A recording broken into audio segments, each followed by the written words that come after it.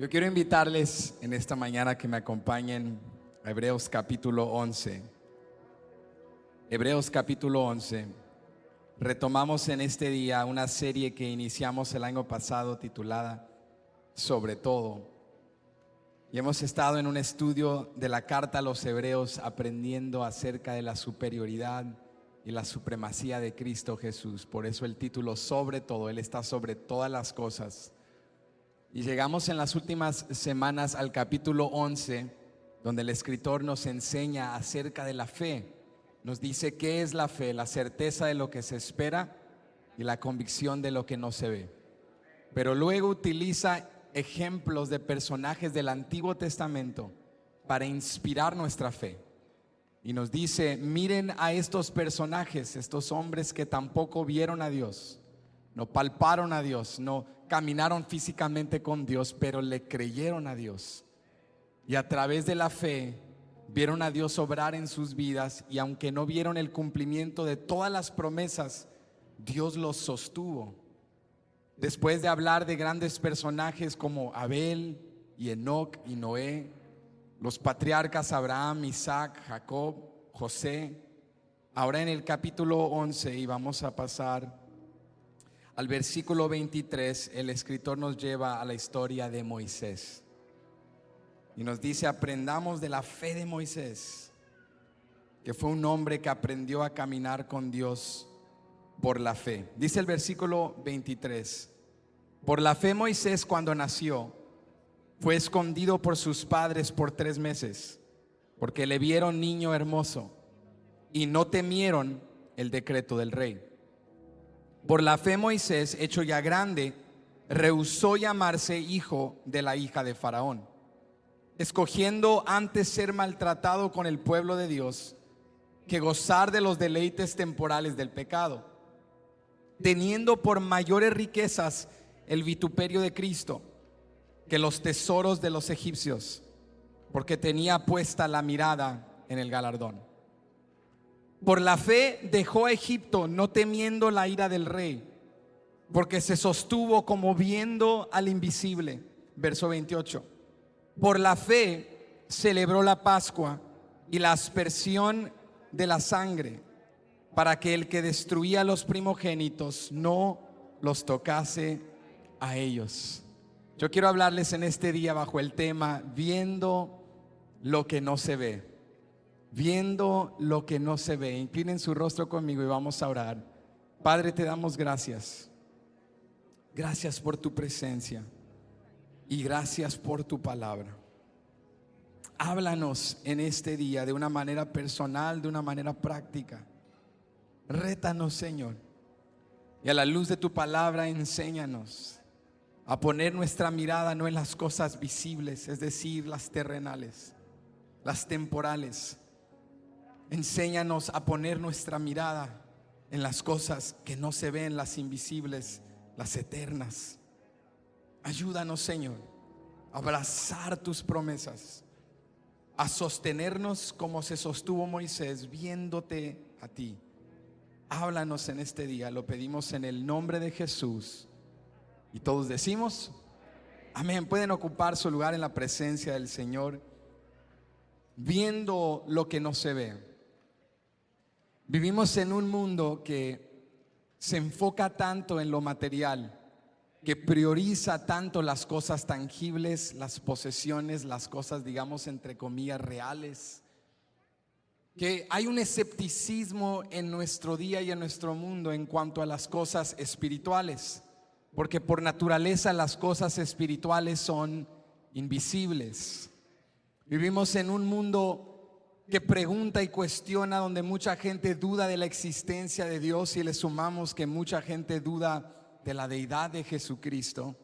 Y aunque yo creo que tanto en la academia como en la sociedad la mayoría de las personas reconocerían que Jesucristo existió como una figura histórica, como un hombre judío que vivió en el primer siglo, no todos creen ni afirman que Jesucristo es el Hijo de Dios.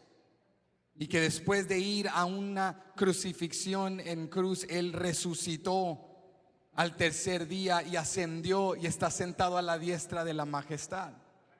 No todos creerían esto porque vivimos en un mundo que quiere evidencia, que quiere comprobar físicamente, visiblemente las cosas en las cuales creemos. Y sabes que este escepticismo que predomina en nuestro día no es novedad, no es algo nuevo. Existía incluso en los días de Jesús, en aquel mundo caracterizado por fe. Aún en ese mundo había escepticismo y gente que cuestionaba y que escuchaban de las maravillas y los milagros que Jesucristo hacía y decían: hasta no verlo, no lo creo. Hasta no comprobarlo por mí mismo y ser testigo ocular de lo que me están diciendo, yo no puedo creer eso acerca de este Jesucristo. Vivimos en un mundo que ha evolucionado, por decirlo de esta manera, aún más que el escepticismo del día de Jesús. Vivimos en un mundo que dice: yo tengo que ver para creer. Sin embargo, si tú y yo somos sinceros el día de hoy, podemos reconocer que la totalidad de nuestra fe en Dios, que la totalidad de nuestro sistema religioso, como lo describiría el mundo, está totalmente basado en cosas que tú y yo nunca hemos visto. Nosotros no hemos visto a Jesús. Nosotros no hemos palpado sus manos, no hemos contemplado su rostro. Ahora, algún día le veremos tal como Él es. ¿Cuántos dicen amén? Pero en este punto de nuestro caminar con Cristo no hemos visto su rostro. Sin embargo, aunque no le hemos visto, le amamos. Y aunque no hemos palpado su mano, caminamos con Él todos los días. Y para el mundo esto es algo ilógico. Para el mundo esto es algo irracional. Para el mundo esto no tiene sentido, porque para el mundo tu vista solo puede estar puesta en las cosas que se ven. Pero Hebreos nos enseña que el que cree en Dios no cree porque le ha visto. El que cree en Dios cree a través de la fe y ve a Dios a través de lo que no se ve. Pero yo quiero ser muy claro contigo, y no te estoy diciendo que la fe es ignorancia, ni tampoco que la fe es un optimismo de imaginarte algo, visualizarlo y luego manifestarlo existencia. Eso no es lo que Hebreos nos está enseñando. A lo contrario, es por eso que el escritor ha dedicado 10 capítulos antes que el capítulo 11 solamente a defender la doctrina de quién es Cristo, a describirnos quién es Jesús, su rol, su ministerio, su propósito, su poder, su deidad, a decirnos cómo Jesús es superior a todas las figuras y personajes del Antiguo Testamento, para que cuando en el capítulo 11 nos rete a creer en Jesús, ya tiene 10 capítulos de descripción explícita, ayudándonos a anclar nuestra fe, no en un optimismo, no en un positivismo, no en un concepto de un Dios, sino en la especificidad del Hijo de Dios, cuyo nombre es Jesús. La fe no es ciega, la fe no es optimismo, la fe está anclada en la realidad de la persona de Jesucristo. Pero debemos reconocer que la fe nos invita a poner nuestra mirada en lo que no se ve. Y esto puede sonar paradójico, esto puede ser un reto, porque imagínate, dice el escritor, que Moisés se sostuvo como viendo al invisible. ¿Cómo ves al invisible? ¿Cómo ves al que no se ve?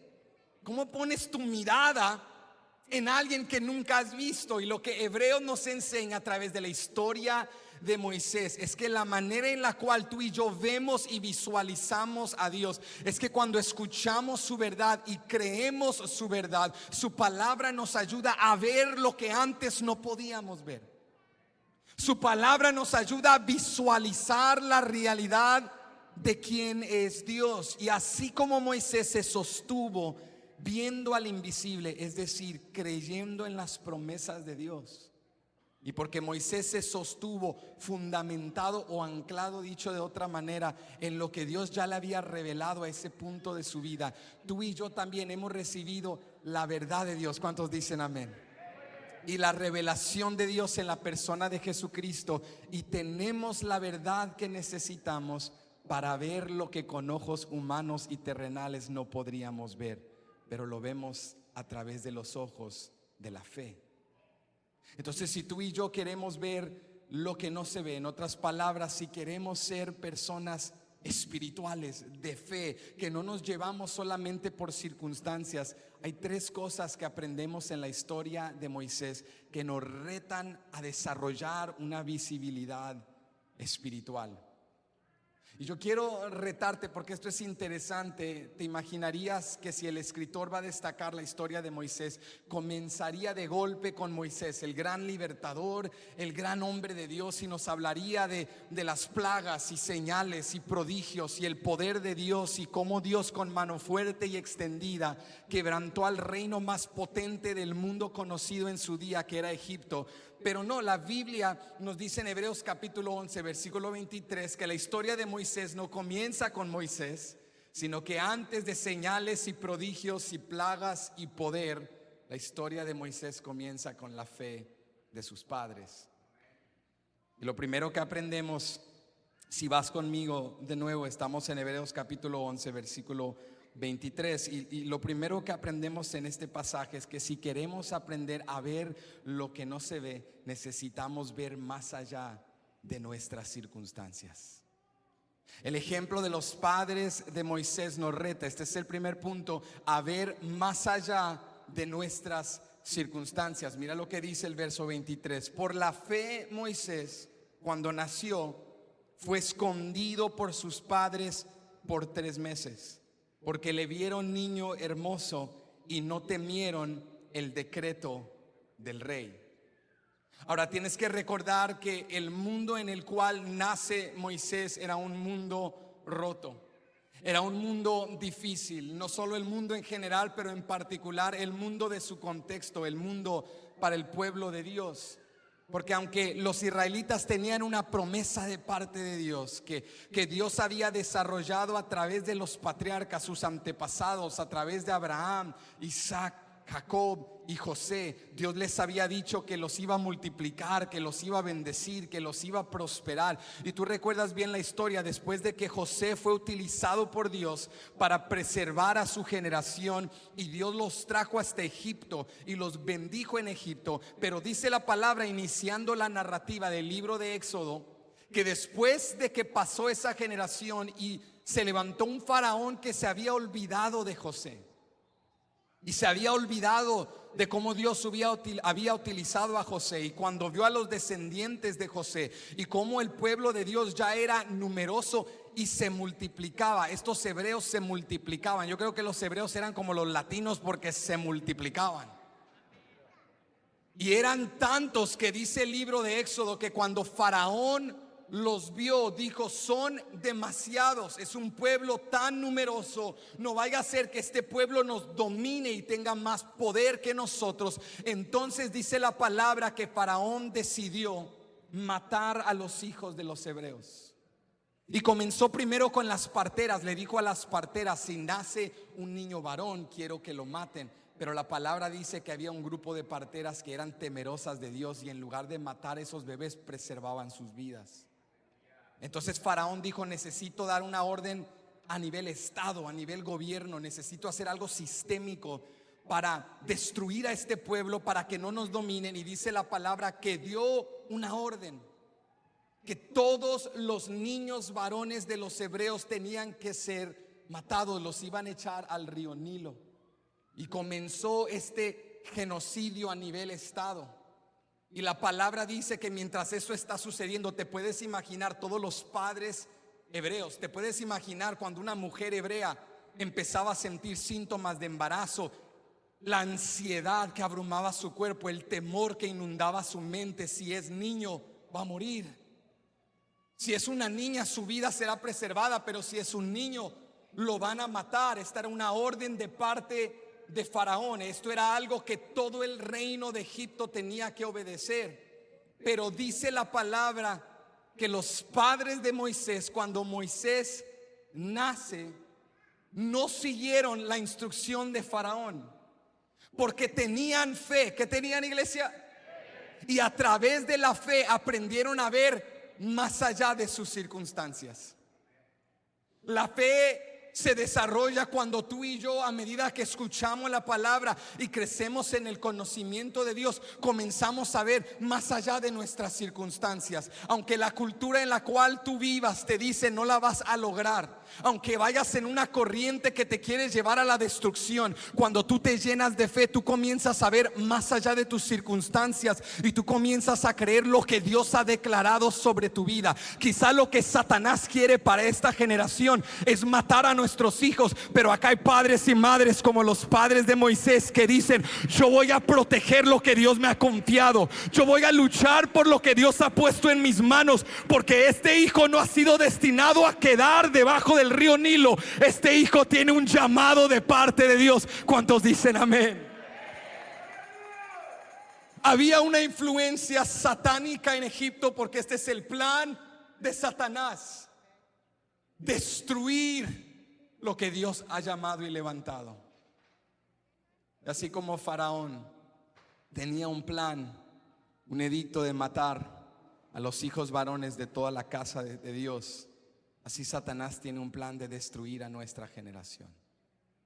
Satanás tiene un plan de que tú y yo veamos no lo que Dios ha dicho, sino que veamos las circunstancias tal cuáles son. Este hijo no va a cambiar, esta muchacha no va a avanzar, esta circunstancia va a seguir de la misma manera. Pero cuando tú te llenas de fe, tú ves más allá de tus circunstancias.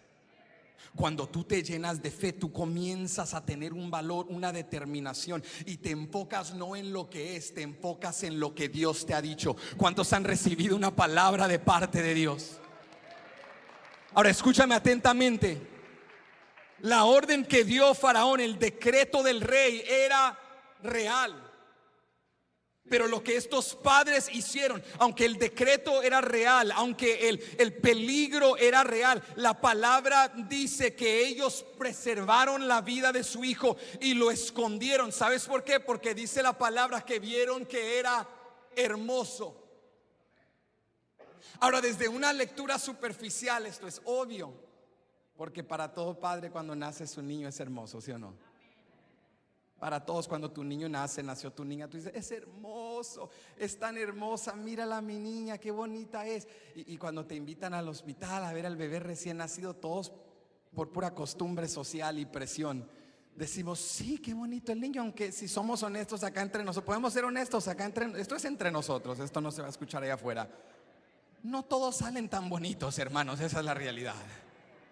A veces salen unos niños con cabezas medio deformadas. Yo sé que después se las arreglan con unos casquitos, pero cuando nacen y tú los miras, pero para los papás todos son hermosos, no es bonito. Y tú dices: hermoso el niño, una bendición de Dios esa criatura. Pero acá entre nos, tú dices: tiene años para que se arregle. Eso es lo importante, tiene oportunidad. Pero yo no creo que Hebreos 11:23 nos está hablando de la superficialidad de simplemente padres haciendo lo que padres hacen, que es ver a sus niños y decir: ay, qué bonito mi niño. Porque recuerda bien conmigo, el escritor aquí está resumiendo, recapitulando las historias de estos héroes de la fe en pequeñas oraciones. Y si él dedica solo una oración a los padres de Moisés, si solo en una oración nos describe su fe, ¿no crees que cada palabra que él metió allí era importante? Entonces el escritor no solo está diciendo que ellos vieron a su niño y que en un aspecto físico y superficial era hermoso. Escucha esto atentamente. Nos dice que tuvieron fe porque cuando lo vieron, creyeron. Hay un llamado de parte de Dios en la vida de este niño.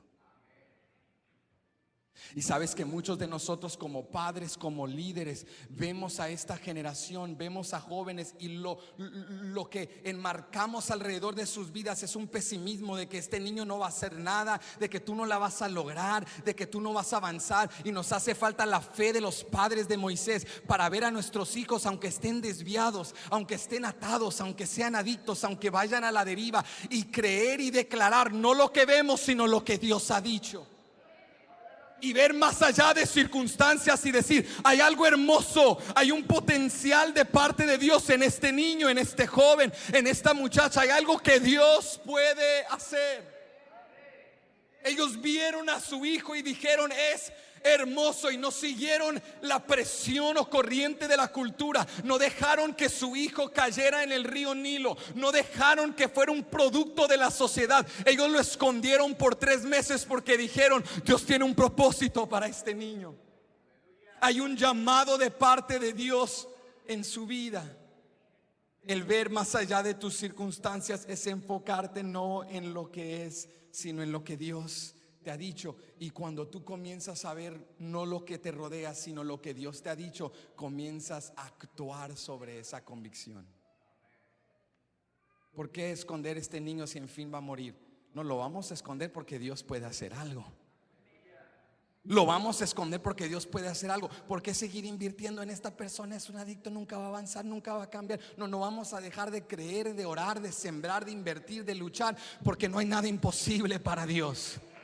Porque Dios puede cambiar una circunstancia, porque Dios puede transformar lo que para el hombre es imposible. ¿Cuántos saben que para Dios es cosa fácil? Nosotros queremos que Dios ya nos mande un libertador, y a veces lo que Dios te manda es un bebé. Ahora, ¿cuántos quieren recibir un árbol de parte de Dios? Si tú quieres un árbol de parte de Dios, levanta tu mano. Nadie. Todos dicen: pastor, ¿yo para qué quiero un árbol? Pero vamos a conectar el simbolismo. Digamos que el árbol es una bendición. ¿Cuántos quieren una bendición de parte de Dios? Ahora sí todos quieren el árbol, ¿verdad que sí? Tú te emocionas porque Dios te dice: te voy a dar un árbol, te voy a dar una bendición. Y tú vas y le dices a toda tu familia: Dios me va a enviar un árbol y estoy tan emocionado. Preparen la casa, la yarda, todo, porque viene un árbol. Y lo que Dios te manda es una semilla. Lo que Dios te manda es una semilla. Aquí está Israel orando, agonizando, clamando: Dios, libéranos, obra, sácanos de la esclavitud.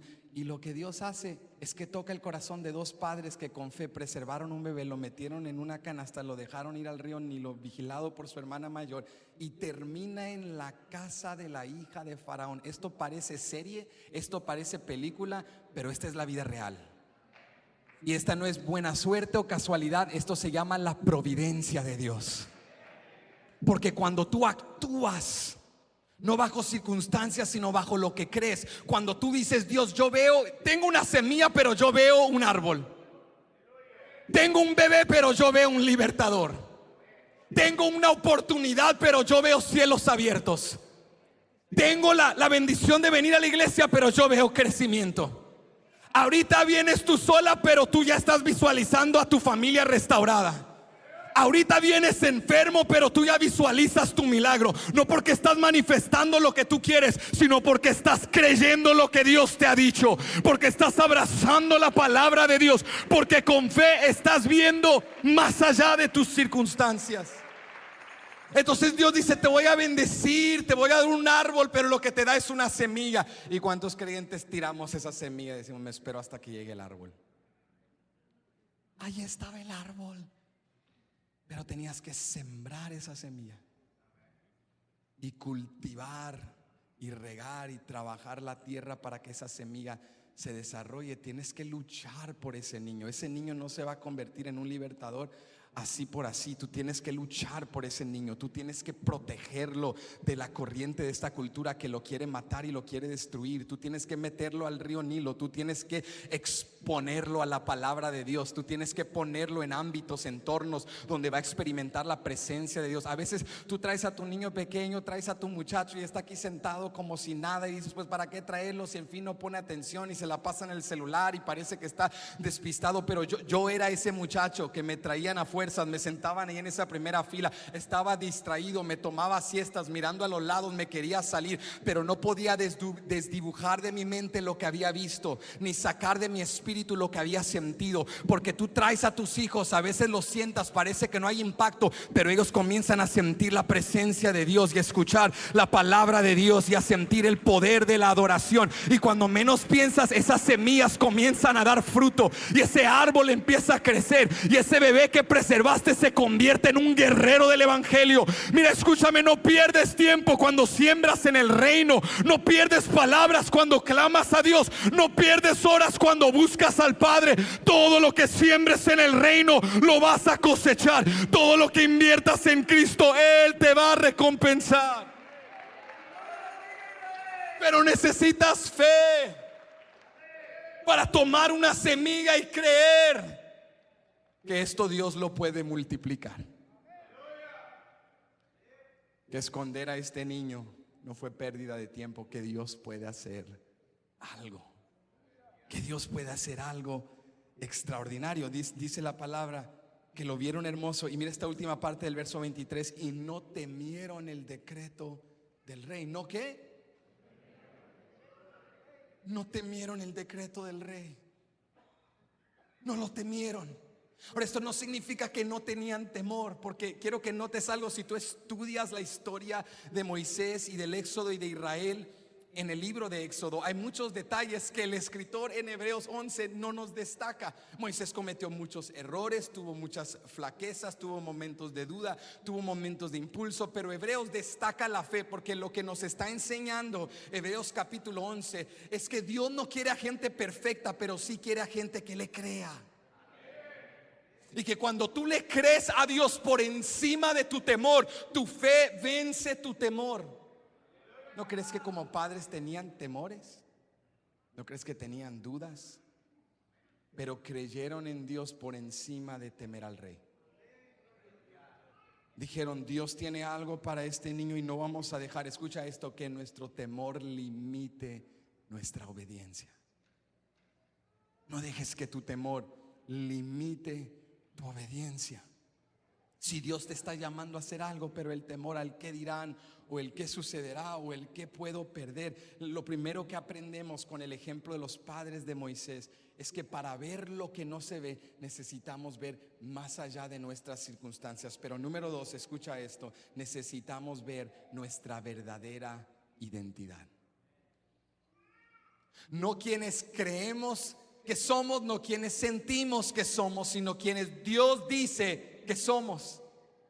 Mira lo que dice el verso 24: por la fe Moisés, hecho ya grande, rehusó llamarse hijo de la hija de Faraón.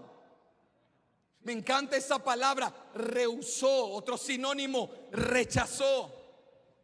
Porque para muchos de nosotros estamos viviendo con una doble lealtad a dos reinos: al reino de la tierra y al reino de Dios. Y escúchame, tú no puedes servir a dos señores.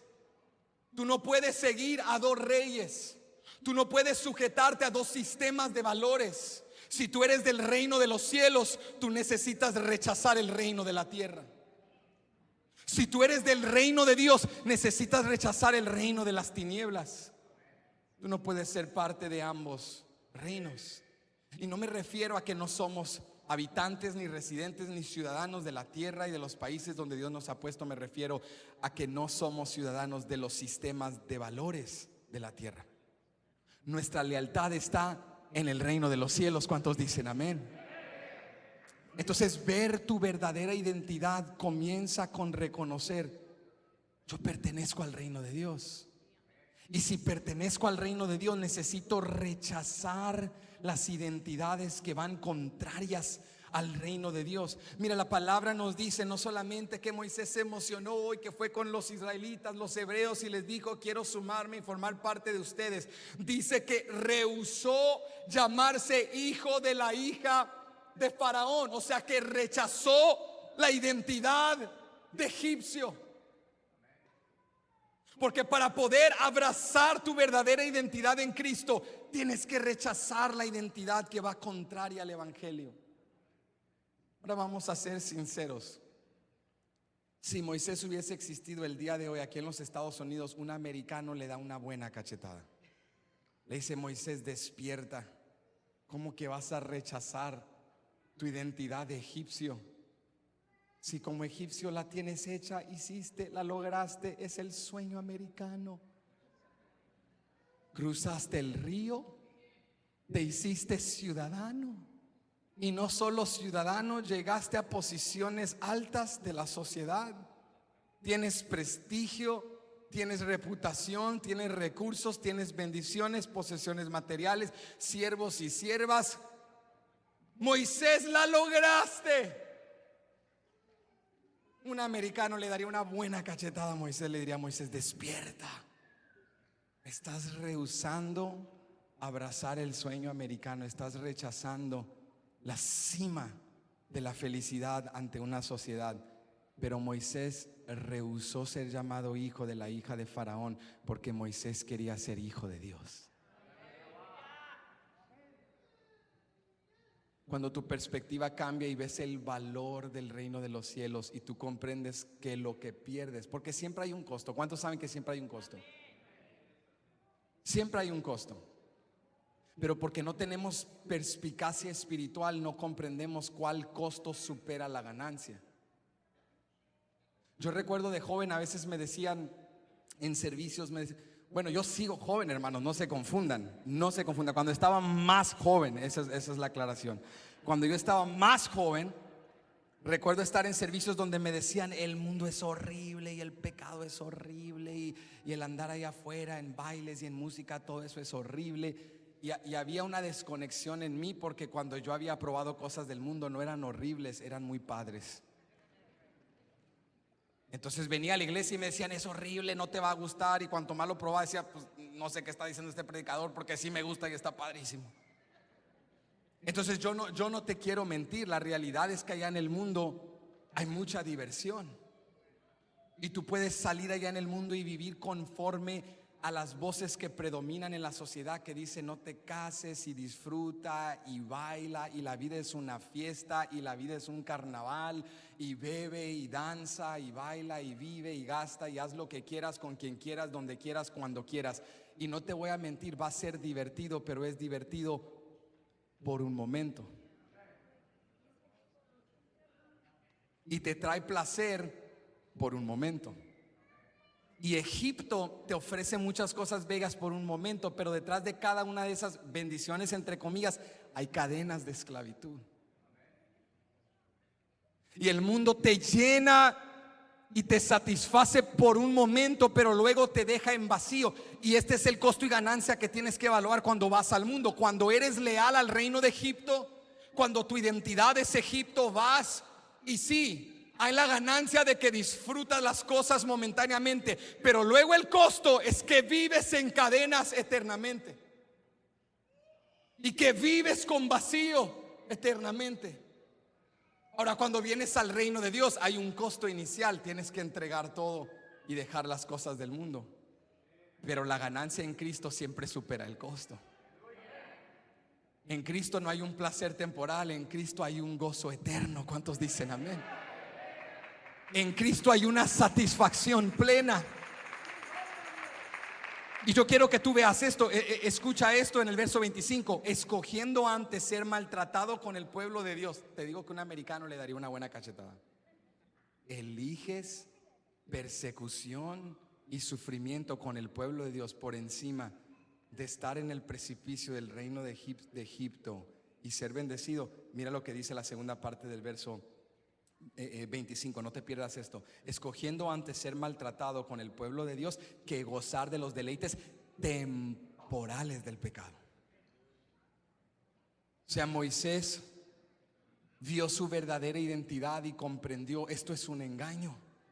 Egipto es un engaño, pero lo que Dios me ofrece es duradero.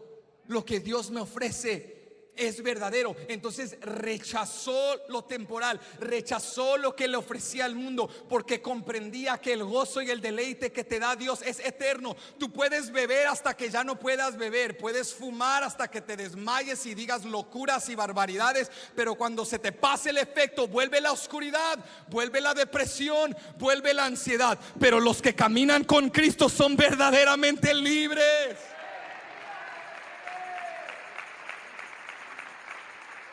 Cuando tú vienes a Cristo no necesitas un alto, un high. Tú no vienes los domingos para tener un alivio psicológico. Tú vienes los domingos a celebrar, a regocijar, a alabar, a adorar, porque Él ha estado contigo todos los días y Él ha sido fiel todos los días y nada te ha faltado, y Él ha sido bueno y misericordioso y bondadoso. Escúchame, lo que el mundo te ofrece tiene un costo que supera la ganancia, pero lo que Cristo te ofrece es más de lo que tú vas a rendir. Lo que recoges en el altar es más de lo que tú entregaste. Lo que Él te da en bendición es más de lo que sacrificaste. Moisés eligió sufrimiento, padecimiento por encima de las riquezas de Egipto, porque ser ciudadano del reino de los cielos es mejor que ser ciudadano de los reinos de la tierra. Él entendió que su verdadera identidad estaba con Dios. Entonces, ver tu verdadera identidad es tomar una decisión en cuanto a tu lealtad. ¿A cuál reino seré leal?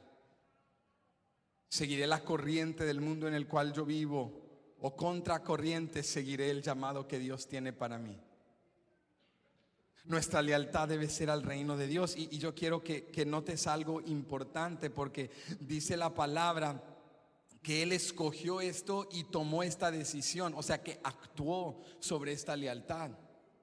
No lo hizo de la manera correcta. La historia nos dice que mató a un egipcio, tuvo que huir. Esta no era la manera que lo tenía que haber hecho. Pero aún en este acto pecaminoso, aún en esta restauración que Dios tuvo en su vida, la palabra nos dice que Moisés estaba comprometido al reino de Dios. Y yo quiero que notes algo en esto, porque no era solo una lealtad de palabras. Porque muchos le decimos: Dios, tú eres mi rey,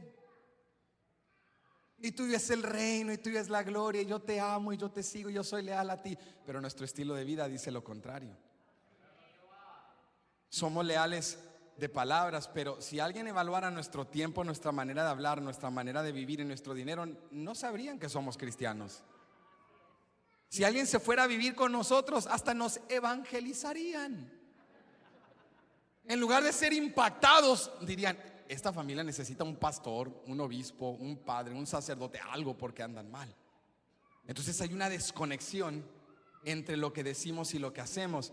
Y Moisés nos enseña que ver tu verdadera identidad se manifiesta, la evidencia de que tú eres leal al reino de los cielos. ¿Sabes qué es? No tus palabras, sino tu obediencia.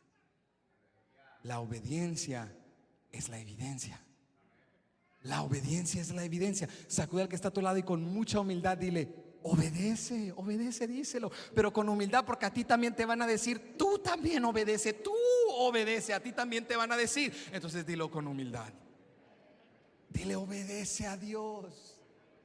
Esa es la evidencia de que somos leales al reino de los cielos. Jesucristo dijo: si me aman, canten los domingos. Si me aman, declaren su amor por mí en las calles. Si me aman, guarden mis mandamientos. La obediencia es la evidencia. Y Moisés fue obediente al llamado de Dios. Rehusó ser llamado hijo de la hija de Faraón. Prefirió el padecimiento con el pueblo de Dios que las riquezas de Egipto, porque él comprendió que su identidad estaba en Dios. Escúchame, hermano, tú y yo vamos a trabajar arduamente por prosperar en este mundo y ser de bendición y dejar algo para nuestros hijos, pero debemos comprender con plena certeza que nuestro llamado en la tierra no es ser buenos habitantes, no es solo tener posesiones, no es solo multiplicar. Nuestro llamado en la tierra es llevar el evangelio de Jesucristo. Esta es nuestra identidad, que somos hijos e hijas de Dios, que somos hechos a imagen y semejanza de Dios. Nuestra identidad no está basada en lo que tenemos. Nuestra identidad no está basada en lo que logramos. Nuestra identidad no está basada en la ropa que cargamos. Nuestra identidad está basada en que somos hijos e hijas de Dios, hechos a imagen y semejanza de Dios, y que llevamos el mensaje de Jesucristo donde quiera que vamos. Esa es nuestra identidad. Entonces Moisés aprendió a ver lo que no se ve. a caminar en lo espiritual. Porque por la fe de sus padres vieron más allá de sus circunstancias. Por su fe en Dios, Moisés aprendió a ver su verdadera identidad. Pero número 3, quiero cerrar aquí, escucha esto. Moisés nos enseña a ver las promesas de Dios. Ahora quiero que escuches atentamente lo que dije y no lo que no dije. No dije a ver el resultado de las promesas. Dije a ver las promesas de Dios. Porque tú sabes que para sostenerte en medio de retos y pruebas, tú necesitas poder ver las promesas de Dios. Necesitas abrazarte de las promesas de Dios. Moisés obedece, Moisés deja Egipto y comienza su vida como un nuevo hombre. Tenía 40 años cuando huyó de Egipto. Y nos dice su historia que cuando llega al desierto de Madián, ahí se casa, rehace su vida y trabaja para su suegro Jetro y es pastor de ovejas. Y 40 años después, Dios se revela a él. Y a través de aquel sitio de encuentro con aquella zarza ardiente, aquel fenómeno sobrenatural, Moisés ve una zarza que arde pero no se consume y se acerca y Dios le comienza a hablar y le dice: yo he escuchado la aflicción de mi pueblo, la agonía de mi pueblo, y el día de liberación ha llegado. Ahora escucha esto. Moisés le contesta a Dios y le dice: pero Dios, ¿quién soy yo para ir y decirle a los ancianos de Israel, a los líderes de Israel, que tú los estás llamando a liberación, si yo era egipcio? ¿Quién soy yo para ir? Y me encanta la respuesta de Dios, porque Dios ignora su pregunta. Porque a veces nosotros venimos a Dios y queremos que Dios nos hable como la sociedad nos habla. Porque tú vas a la sociedad y le dices a la sociedad: no puedo, y la sociedad te dice: sí puedes. Y le dices a la sociedad: no tengo los recursos, y la sociedad dice: tú puedes acumularlos, y 10 pasos para ser exitoso. Y ahí andamos en redes viendo videos: cómo invertir en bienes y raíces, cómo ser más saludable, cómo multiplicar y estamos ahí afanados y nos emocionamos y el mundo nos echa porras. Y venimos a Dios y queremos que Él también nos eche porras. Dios, no puedo, no soy inteligente. Y nos imaginamos que Dios nos dice: tú puedes, eres el más inteligente. A ver, mi hijo, sí puedes. Y no, tú vienes a Dios y le dices: Dios, no sé, como Moisés, no sé qué les voy a decir, quién soy. Y Dios dice: sí es cierto, no eres nadie. Y no sabes lo que vas a decir porque no tienes palabras. Porque el mundo nos engaña con un humanismo: tú puedes, tú tienes. Pero la realidad es que no podemos y no tenemos. Por eso el mundo está roto, porque todos nos estamos autoengañando. Necesitamos no lo que queremos escuchar, necesitamos la verdad. Moisés, tú no puedes. Moisés, tú no sabes. Moisés, tú no eres capaz. Queremos como ese meme, ¿nunca lo has visto? De un gatito que se mira en el espejo y en el espejo ve un león. Pero cuando tú vienes a Dios, no, Dios te dice: no, tú eres un gatito, no hay león. Y aquí viene el ánimo. Dios no te deja ahí derrotado. Aquí viene el ánimo. Moisés le dice: ¿quién soy yo para ir a Egipto y decirles y predicarles? Y Dios no le responde su pregunta. Dios le responde lo que tenía que haber preguntado. Dios le dice: yo estaré contigo. Yo soy el Dios de Abraham, Isaac y Jacob. Cuando tú vienes al espejo de la vida y te ves como un gatito, la sociedad te dice: tú eres un león. Y el cristianismo te dice: no, tú eres un gatito, pero Cristo es un león. Cristo es el león de la tribu de Judá. Él ha vencido, y cada una de tus carencias Él es fuerte para suplir. Tu necesidad Él suple, tu debilidad Él te fortalece. Todo lo que tú no eres Él lo es, y todo lo que necesitas Él lo tiene. La sociedad te dice: Moisés, tú puedes. Pero Dios le dice: no, Moisés, si yo te dejo aquí, tú eres solamente un pastor de ovejas ajenas en un desierto común y corriente. Pero si yo te unjo, Moisés, tú vas a ser libertador de Israel. Si tú sigues mi llamado, yo te voy a usar. Y la oración de tus padres no será en vano. No preservaron tu vida en vano. Satanás te quería abajo del río Nilo, pero yo, Moisés, te voy a levantar. No por tu fuerza, pero para mi gloria.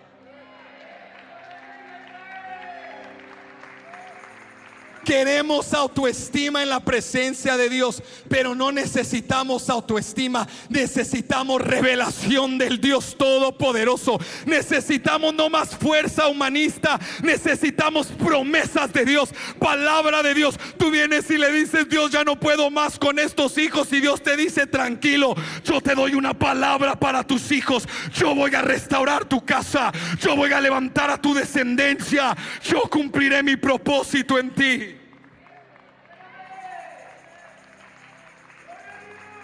El mundo te dice: ve una mejor versión de ti mismo y lánzate tras esa versión. Pero Dios te dice: ve mis promesas y lánzate tras mis promesas. Persigue mis promesas. Abrázate de mis promesas, porque todo lo que Dios te ha dicho, Dios lo hará, porque su palabra es fidedigna, porque Él es fiel y verdadero por todos los siglos. No necesitamos más porras en este mundo saturado de positivismo. Necesitamos promesas de Dios, porque lo que tú y yo nos proponemos no siempre lo cumpliremos. Lo que tú y yo deseamos no siempre lo realizaremos. Pero toda palabra que sale de la boca de Dios se cumple. Todo lo que Dios dice lo hace. Todo lo que Dios decreta se manifiesta. Todo lo que Dios dice entra a existencia. Si yo me propongo mejorar, puede que mejore o no, pero si Dios lo dice, si Dios lo declara, yo puedo pararme firme en esa promesa, que lo que Dios ha dicho, yo lo veré. Mira lo que dice el verso 26: teniendo por mayores riquezas el vituperio de Cristo que los tesoros de los egipcios, porque tenía puesta la mirada en el galardón. Moisés no se automotivó. Moisés no se reunió con los ancianos y les dijo: hagamos un plan, a ver cómo le hacemos.